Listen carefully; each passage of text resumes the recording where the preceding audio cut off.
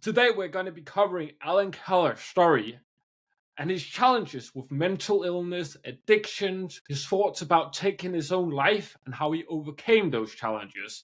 So, to start us off, Alan, take us a little bit back to how your life was back then when you were going through all of these different challenges. Oof. Yeah, you know what, Mads? I always have a hard time answering that one because, it's been a journey. And I think that I could essentially divide my life into two parts when I had no voice and when I found my voice. There is a great line that says, "All that it takes is a beautiful fake smile to hide an injured soul." And that was spoken by the late Robin Williams. And it has always resonated with me because I did a really good job hiding behind that mask. Just because someone is smiling does not mean that they are happy. Yes? We And can for agree on me, that. I mean, the world was basically just my stage. I was a great actor. So on the outside, I'm the guy who's president of the school, athlete of the year, captain of sports teams. Fast forward, national scholarship recipient as an outstanding community citizen, but I was an addict. And nobody knew, but that was on me. I had no idea how to talk about my pain because I didn't talk about my pain. Who suffered more than anyone else? Yeah, that would be me.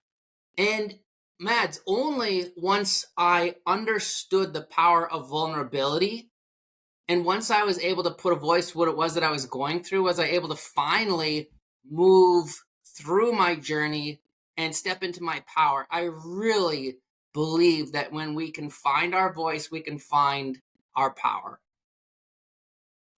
Agree with you 100% on that. Like it's being authentic at the end of the day. It's putting that mask up requires a whole lot of energy. You're gonna be exhausted at the end of the day. Yeah. So, what do you think? You probably know, I would hope so. What was that turning point that made you realize I have to do something? Because with my own experience going through addiction, struggling with my mental health, it took a while. And then one day, out of the blue, I was like, I had enough. I need to change this. Yeah. And I've always been fascinated by everyone's story, and everyone has that turning point or a series of events that allowed them to realize that they're sick and tired of being sick and tired. And I would say for me, Mads, there were numerous, numerous events. I mean, one was where, out of the blue, a professor at the university, his name was Ian McNeil. I'm in a class with 300 other students, and the class is over, and this professor comes up to me and he says, "Al, come in my office, let's talk." And I was like, "What?" I have talked to this man a handful of times. I don't know why he is inviting me to his office, but that was a day, I guess, where I was just tired and I was willing to act on the resource available, which was him, the invite. I remember walking up to that third floor where his office was. I couldn't enter the first time. I just zoom right by. And then I was like, okay, no, I can do this. I walk in.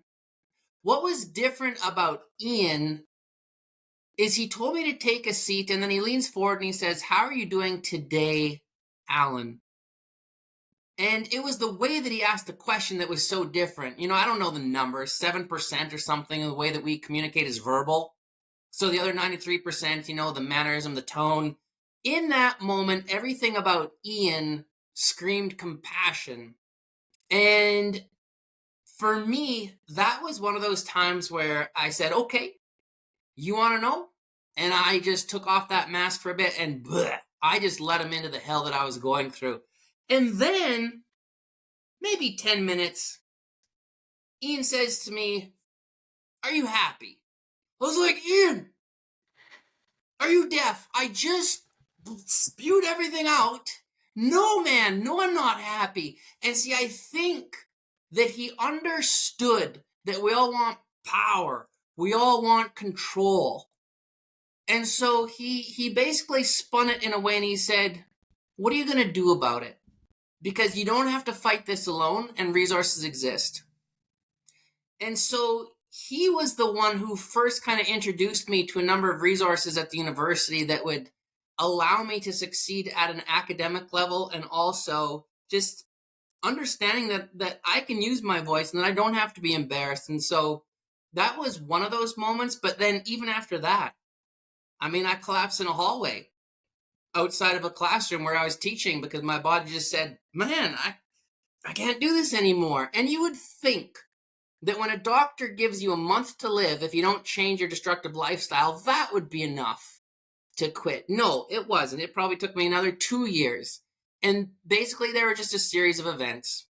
But I will say this, if there was a game changer, Mads, it would have to be a woman named Tanya. And like, I'm not trying to be theatrical. Without Tanya, I'm not alive.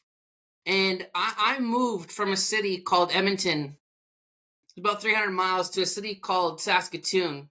And I moved in with Tanya and her 2 boys when I was 3 months sober. That was my new life. And without their belief in me, without their support, their love, I have a hard time believing that I would be sitting here having this conversation with you. That's why I'm so passionate about the men's room, because it is those people that come out of nowhere asking for nothing that really changes people's lives and makes us have a conversation today. If you were alive, we probably wouldn't have been talking if it wasn't for Tanya, because you would have been down a completely different path. I have people like that in my own life where if they hadn't come in, I wouldn't have been here. I would have been doing something very, very different. And Yeah. I like Mads, when you... I think ahead. that also speaks to the fact that sometimes we underestimate the impact that we can have on the people around us, you know? Like there were moments when I was really struggling, and really all it took was someone who just genuinely cared about me. It just reminded me that maybe there was value to me. There was worth, because I spoke to myself in ways that I would never speak to anyone else. And it's the little things like love, compassion, just genuine caring that can really help us get out of some of those dark times. Yeah, it has a lot of the time. It starts with somebody else, as you mentioned, somebody else having that belief in us. Mm. We are a lot more likely to be successful if whatever we set out to be, if we tell it to somebody else. I was like, okay, and instead of doing this whole accountability thing with people, I'm just gonna do like weekly videos about my life, because I don't want to get Mm. up next week and said I did absolutely nothing. It was a complete failure and absolutely nothing worked. I don't want to announce that to the whole world. And at the same time, I don't want to not post the video, because probably going to be a few people will be like, what's that video going? He's probably fallen off. And I don't want that. But just that, and I've never spoken to any of these people. Like, I've had a few people reach out, I like your videos, like my cousin, for example, but it's all those other people you don't know that really empowers you. And so what would be a good way for the person that's struggling listening to this to find a person to support them? What would you recommend them to go? There's a great line that says it's okay to let the bird in your mind, but don't let it make a nest. I know my patterns. When I stop letting people in, when I stop using my voice, I isolate, I withdraw, I return to self-destructive behaviors, and it gets darker and darker. I would encourage anyone to just find that courage to put a voice to what it is that they need. The reality is there are a lot of times where I just did not feel like talking to anyone, and I don't trust people. I'm still working on that one. But when I was struggling, I used to turn to a piece of paper, because you can tell a piece of paper anything. For me, the success came in understanding that darkness begs to see the light of day. All of those thoughts, all of the destruction, everything within has to come out in a healthy way, because when I turned to addictions, self-harm, that was not the answer. And so I started to just express my feelings. And over time, I understood that feeling is what leads to healing. And then understanding that I started to feel better by writing, I started to let people in. And I mean, even in the context of addictions, like the 12-step program, I don't go to meetings to work the program as much as I go to be understood. There is so much power in hearing your story through other people's stories. And all of a sudden it's like, what? I'm not alone? I mean, that was a game changer, because maybe anyone listening who thinks that they're alone in it, nobody will understand them, that's BS. I mean, but I can understand how the mind thinks that, because that was me for years. Taking risks it's so hard. It is so hard to be vulnerable and put yourself out there, but the rewards are limitless. You're right in saying it's BS. That's not anybody else out there feeling like it. There's like 7-8 billion people in the world. There is somebody that's going through close to a copy of your scenario. That might be a little different, but they're going through the same thing. They will understand you 100%, and there's quite a lot of them. It's about going out there and searching and finding them. And one of the things, looking at your content, your books, I've noticed you talking about is men choose to suffer in silence.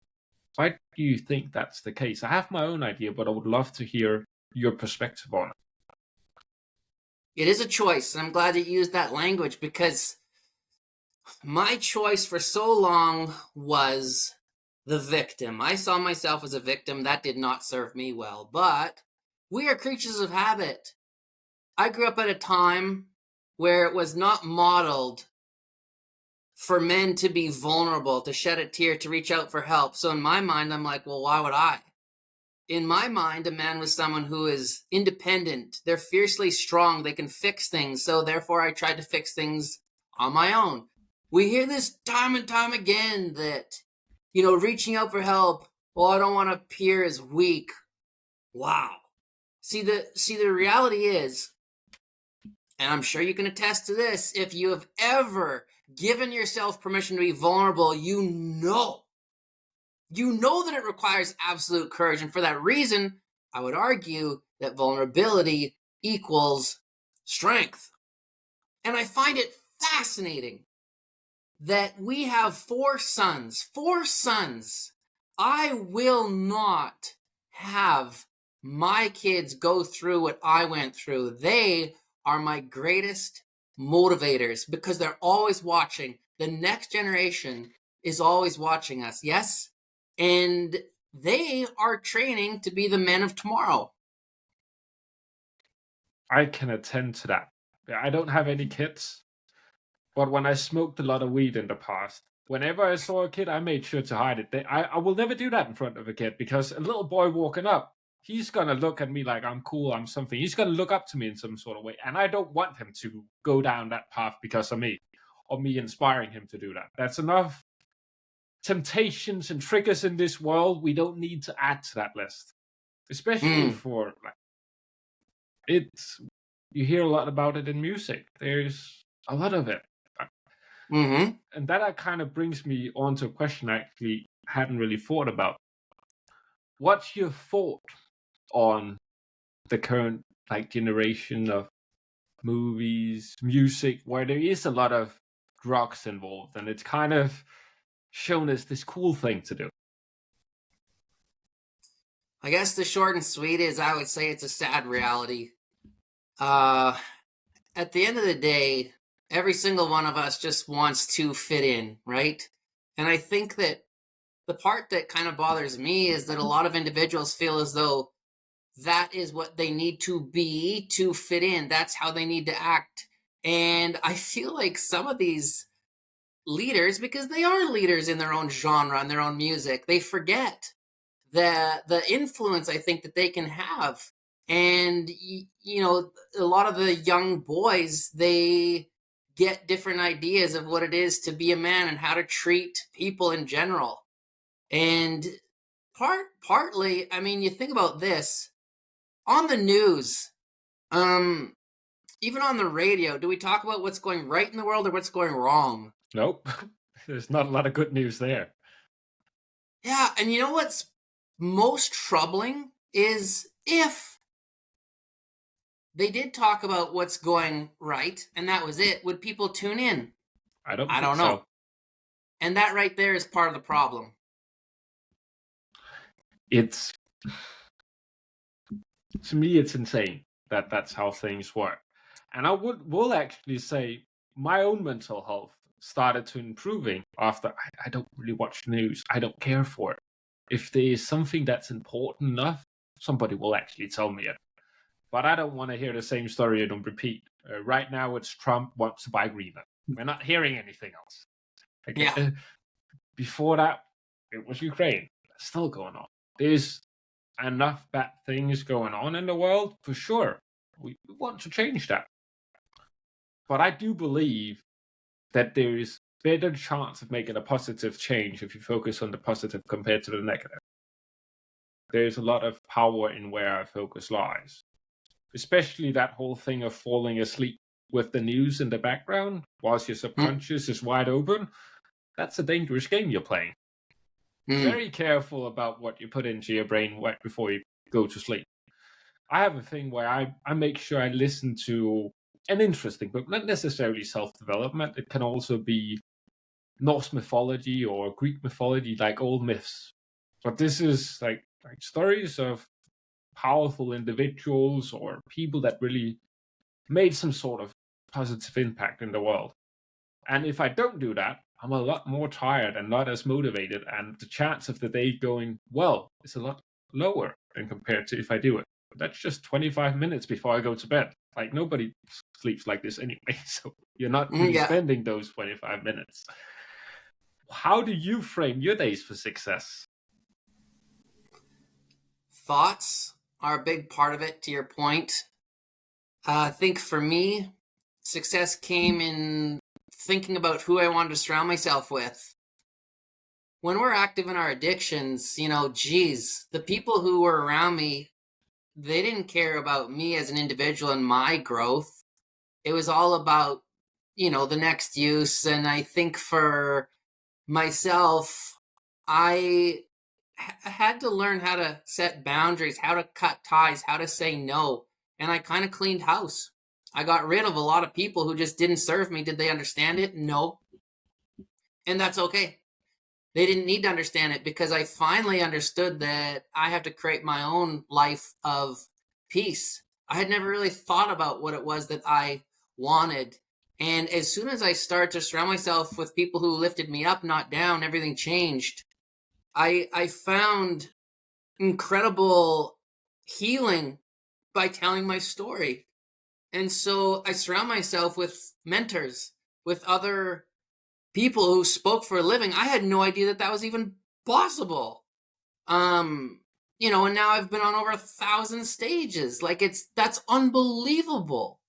But find people who are already doing what it is that you want to do. And I really, maybe honestly, only a year ago did I buy into the fact that if I think it, I can create it. Like the power of the mind is unbelievable. But sometimes you need that circle, those close people who believe in us when sometimes we don't believe in ourselves.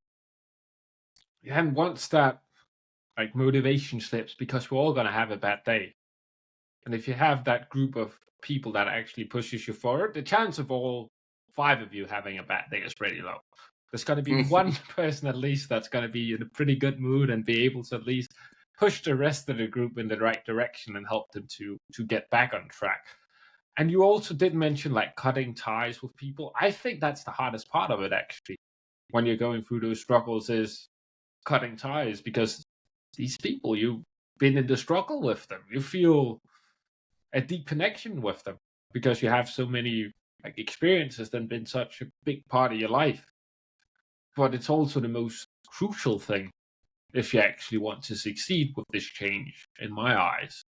If you are friends with a bunch of drug addicts, the chance you're going to keep taking drugs are pretty high, because then you have that bad day. one of them texts you, hits you up. Do you want to go out? You say, fuck it, let's do it. And you go, and then you're back around again, and then you're going through that whole process of stopping. And then we're going to try and stay sober. And then they're just going to keep repeating. No matter how much you want to quit, if you can't cut those ties, I say nothing's impossible, but this is going to be pretty close to it, I believe. So, unless maybe you get kids and they start literally looking up to you, but don't take that risk for the kids' sake, at least. I think that because it don't work out, it's pretty cruel, actually. At least I would say so. And yep.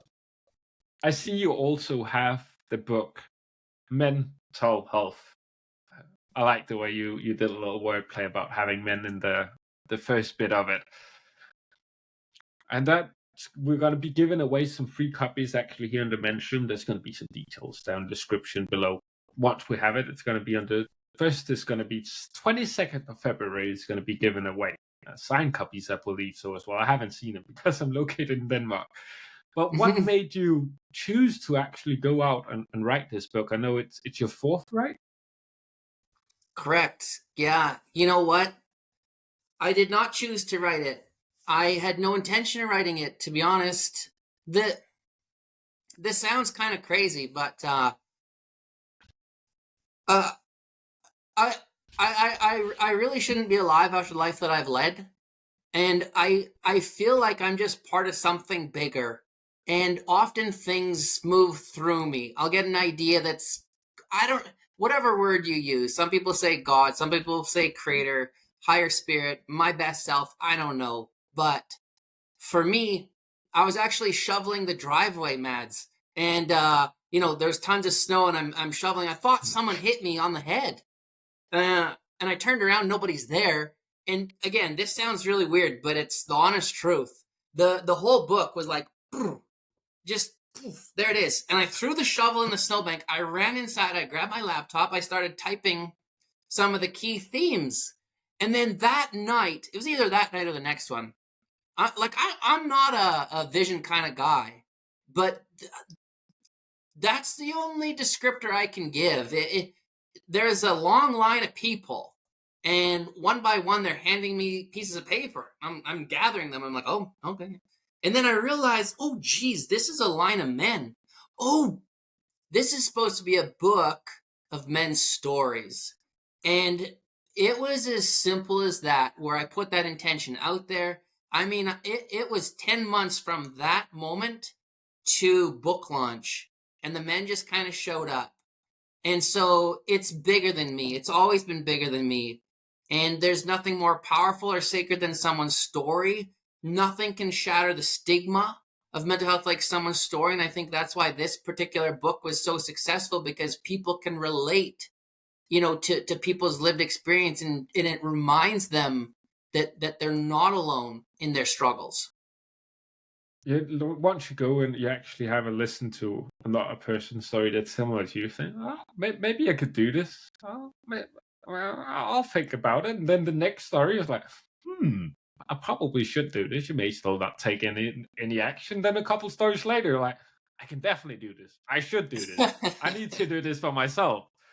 But it's all about like showcasing like it's possible, because you speak very eloquently. I love how you present. Just gonna put that out there. And you didn't know what speaking was, or you didn't know you could get paid for it. Like that just goes to showcase that the power of stories, because I imagine that came through somebody telling you, I do speaking on the internet or somewhere else, and you're like, you can do that? And there's a lot of those type of stories from people that actually do pretty goddamn well in life and said, I never think you could do that. I've spoken to many of, for example, copywriters to be like, oh, you can only get paid for writing books and movie scripts, like just writing stuff. They just have like an assistant in the background doing it.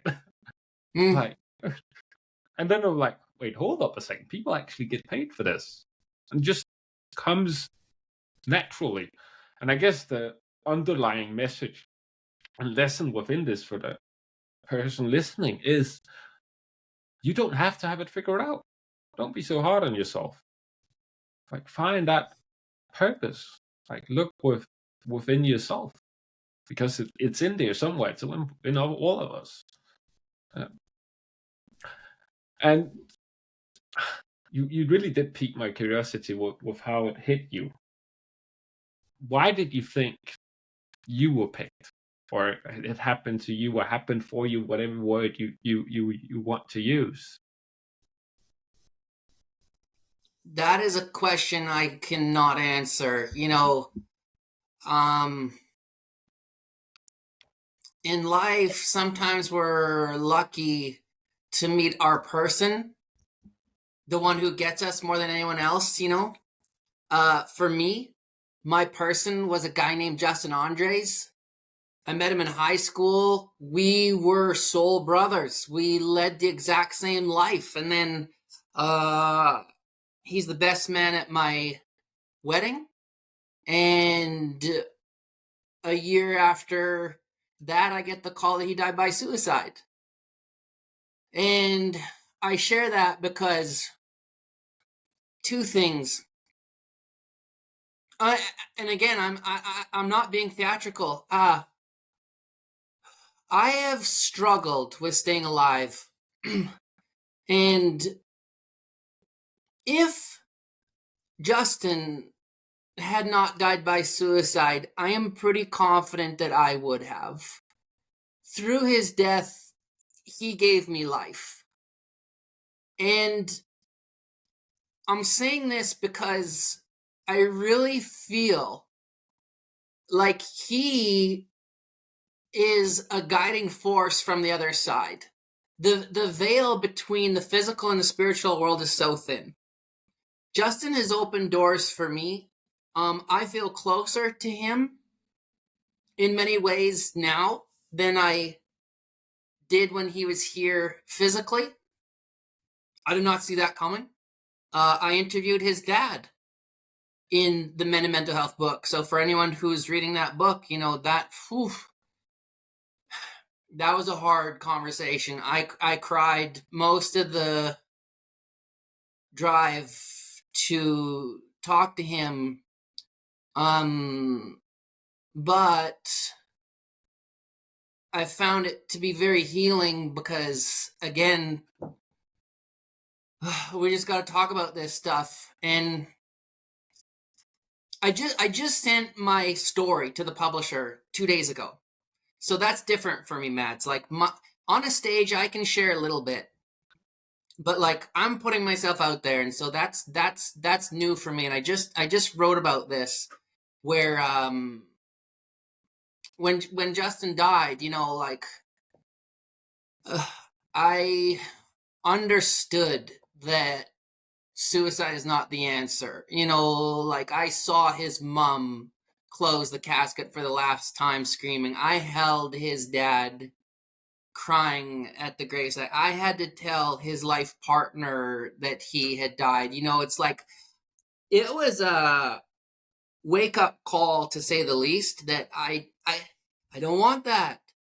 But I never shy away from the fact that I find life so hard. I really do.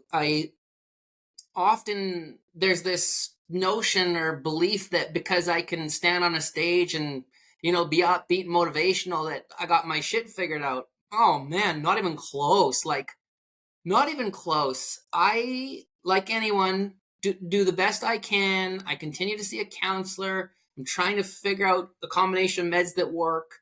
I have a strong support team around me. But the difference is now when life gets hard, I talk. Like I do something, and I have people around me that are like, you will not get into that victim mentality. What are you going to do about it? And I know, based on previous experiences, that this too shall pass. It has always passed. That's a guarantee. I love you brought that quote up, because I really did like that story. I'm not a Christian, but that story of Solomon and his ring of this too shall pass make me something that could both make me sad when I'm happy, and happy when I'm sad. And it just, this too shall pass, because everything passes. It's all gonna be okay. And personally, for me, it was just accepting. I don't have it figured out. I'm probably going to get closer at some point. If not, I don't really know, because most of us don't have it figured out. It's such a complex thing. Like, our brains are wired to run around in a forest or on a savanna, chasing animals most day, cooking food, and then just chilling with our tribe. Like, that's what this is still wired for. And then you bring technology, social media, money, work, like all of this into it. The mind gets very confused, and it's like, oh yeah, I can't cope with all of these things. And I believe that just like hearing a story like yours of how, because when we started off and had a conversation, you did seem like a guy that had it all figured out. Like, all of these things were in the past. Got it all sorted, figured it out. But hearing that part of it, that there's still things going through, it's still not perfect. Like anybody. Like, I like a comment that Gary Vaynerchuk made of, you don't want to trade lives with anyone, or he didn't want to trade lives with anyone, because you don't know what they're dealing with. And there are some people dealing with some pretty dark stuff that, and I don't want any part of that. I like my own little struggles in that. They seem pretty nice and pretty chill compared to what I'm hearing. I have, luckily, never had like a very close relative or like a best friend commit suicide. I have had a friend in my friend circle that had done it, and Tessa knew. But a close friend, that must have been like your best man, you're probably like your brother. Like, most men will probably consider them. Quite the experience. And the thing, actually, because I have had suicidal thoughts before, when I was a little kid, I got bullied a lot. And the thing that kind of made me like, I'm not going to do it, was like, I can't do it to my parents. I simply can't. It's not right for me to, because I find my life hard to put them in such a bad position, because I don't think there is a worse experience in this life than losing a child, because it's not meant to happen like that. If it's something your own age, one of you had to go first. That's only natural. You never know who it is. And as a child, you kind of program yourself to, your parents are going to die one day. So you do expect it a little bit. It's hard. I imagine so. I luckily still have both my parents. But the other way around, actually, it's something that's happened in my family a few times. Both my grandmother lost her son a couple of years ago, and seeing that was like devastating. To me, that was worse than actually losing him, because he had been sick for quite some years. So I had expected it to come at some point, and at the pace and the direction he would go in, it's probably better. I say that myself too. I'd like to have a positive outlook on everything. That's one thing I'm grateful for, that my mom installed a very positive outlook on life. It's like, things can always get worse. Like, it's not that bad. There's always something positive to find within any situation. Yeah, I mean, I guess for me, Mads, like, my head's good today. You know, I'm in a good place. The hard part is when I struggle, and it's very much a roller coaster to this day. Like, I have good days and I have really tough days. On the tough days, it's unbelievable how quickly my mind changes the conversation into, you know what? My wife would actually be better without me. My kids would actually be better without me, because I'm tired of putting them through this. I'm tired of seeing the look of sadness on their faces. I'm tired of walking in and changing the energy, and you know, and that right there is why it is so important to have people around us who can pick up on those cues and help us to get out from some of those times of despair, but also the importance of structure, routine, getting into some kind of a positive routine has been key. Finding passion, not necessarily purpose, but just doing things that bring you out from that state. Yeah, doing something you're passionate about definitely helps a lot, because Hmm. you might not necessarily want to do it, then you get started a little bit, and then you think about all of the other things you can do, and all of your brain just gets switched down to not a path. And sometimes also, I imagine most people that's listening to this are living in the West. If you're living to the West, you're pretty goddamn lucky. That could be a lot. You could be a lot worse off. Hmm. Technically, you're doing pretty well. Like, we don't have to. A lot of us don't have to worry about the daily things of, like, am I going to get food, or am I going to have a bed to sleep in? I like to break it down to that. When I was going through my hardest times, like, the thing that I would always circle back to be grateful was, I'm alive. Like, I have had times where I've done some dangerous cocktails and mixed different substances you shouldn't have mixed at all. I remember once saying it to the doctor, and she looked at me like, "Wait, what did you do?" And she kind of took a step back, like, I'm actually kind of surprised you're sitting here in front of me today. At that point, it was like, yeah, okay, good. Like, I just have a strong body, but be grateful your life. Life is pretty goddamn good. And if you start looking for the good things, then they will come.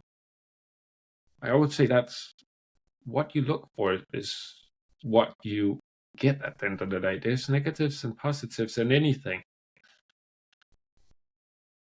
When it comes to, you talked a little bit about, like, having some habits and some routines in there, like the positivity. What specifically do you have in your day that kind of, on a consistent basis, just to keep your mind in check and not to go off and derail down a destructive path? Well, I think you touched on it. Gratitude. Gratitude is everything for me.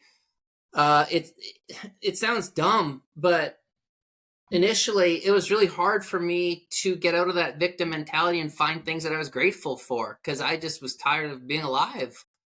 But the more that you put time and energy into it, you start to understand that, wow, there are so many things to be grateful for. To your point, here in the West, we have the basic necessities. We're not worried that someone's going to come over that wall, or like, we have safety, we have peace of mind, we have food for the most part, heat, running water. There's so much. Sometimes it's those little things. So I started to just write out every day 5 things, then 10 things, then 20 things. And now it's at the point where when I open my eyes, it's become hardwired into my mind, the things that I have. And the other thing is, I have deliberately cut so many people from my life, and the people who are part of my life, there's no drama, there's no chaos. They understand me, they love me for me. I don't have to hide, I don't have to wear some mask, and they check in on me, and I check in on them frequently. And I have a wife, a best friend, a partner who often picks up on things before I even do. And we can have those tough conversations. Even with our kids, they pick up when, their dad's not doing that well. And it's pretty neat that we can just cut to the chase, and it's like, you know what, yeah, today's a tougher day.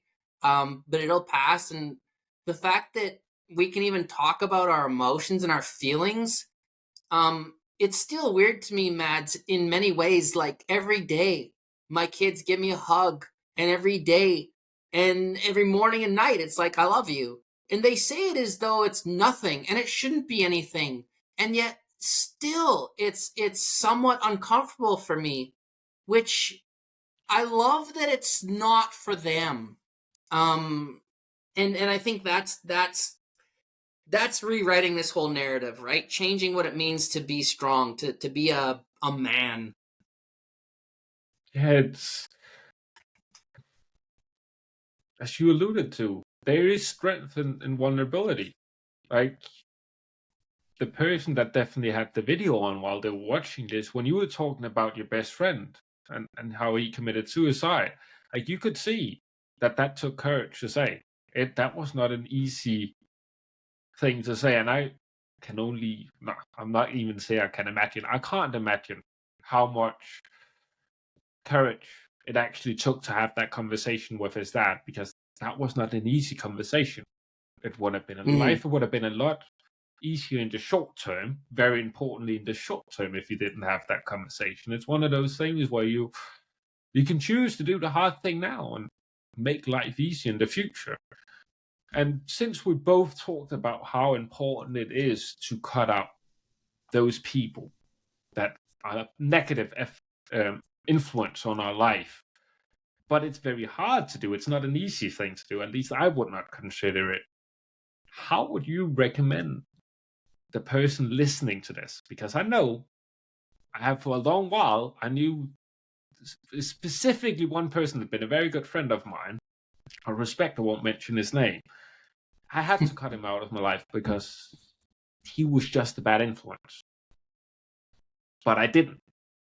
The person that's going through that situation, what would you say to them? The reality is, we teach people how we want to be treated, yes? Yeah. We That's have to very true. advocate for what it is that we want. And we are responsible for our own journey. And there's nothing selfish about that. That's called being healthy. And this depends on one's personality, I think, because some are more passive, where they just stop responding to the text, they stop responding to the phone calls, they don't ask that person to hang out anymore. And eventually the person kind of gets the hint. There's other individuals whose personality is very much assertive. Some are even aggressive, where it's like, this is not working, and they can do a good job of communicating exactly what that relationship looks like, and that they're just going to create some space. Some people still want that person in their life with certain boundaries. So I think the most important part is thinking about, what does that person bring to your life? Are there more pros than cons? Because it doesn't have to be a hard stop. It doesn't have to be a total cutting of ties. But if you think about the people who have been in your life, people come and people go. People often are around us who are at a similar place in our life. And, that's a good thing, because especially when it comes to addiction, it's the crab in the bucket mentality, where if they see us finding, I don't want to say a better life, but a more fulfilling one, it's easier for them to try to bring us back down, because otherwise they have to look at themselves. And people who struggle with addiction, they're like, we're just not happy. We're just not. But, that's a whole nother conversation. It's very easy to say, well, just stop that lifestyle. Well, Easy to I mean, say. for me, I don't know about others who are struggling with addiction, but it was like being told to stop breathing. But we have to advocate for what it is that we need in this life. It's that simple. You can't save others if you're drowning yourself. Mm-hmm. That's not possible. You got to get yourself up in that boat, and then you can help the people that want to be helped. And some people, they're just comfortable in what they have, because you might know what you have is not what you want, but if you change it, you technically don't know if it's going to get worse. I think that's what's scaring at least a lot of people from change subconsciously. And for the people, the person that's listened to us have this conversation, if they want to learn more about you, learn more about your story, where would be a good place for them to go? Probably the website, which is ALLANKEHLER.com, AllanKehler.com. Yeah, there's a lot of resources on there. There's a podcast, some blogs, social media, I guess, LinkedIn. I'm going to make sure that's down below, because I'm one of those people, if you don't put it in the description, I'm going to nah, I don't want to do it. I'm too lazy. Unless it's like life-changing, and I'm convinced it's life-changing right now. I didn't have it then. We've got to make it easy for people. And just as a final message, what would you like to leave the audience with? You know, there was this guy who I respected, and I was already sober for a few months, but I still had this victim mentality about me. And I still had that kind of, woe is me attitude. And he approached me and he says, Al, you're not the only person who struggles with mental illness. You're not the only person who struggles with addiction. And Al, you're not the only person who's been sexually abused. And he said, if you want something different, go get it, because this world owes you nothing. And I was pissed off, like, who says that? But later, I thought about it. Of course he's right. Of course he's right. And that was a big turning point for me, where I had to step into my power, and I had to take ownership over my life. I had to be open and honest about what I was feeling. I had to learn how to forgive myself and learn how to forgive others. I'm not there. I'm not, but I am on that journey, and I am committed to being the best version of myself that I can be. And if someone has that mentality, what more can we ask for? We do the best we can with what we have.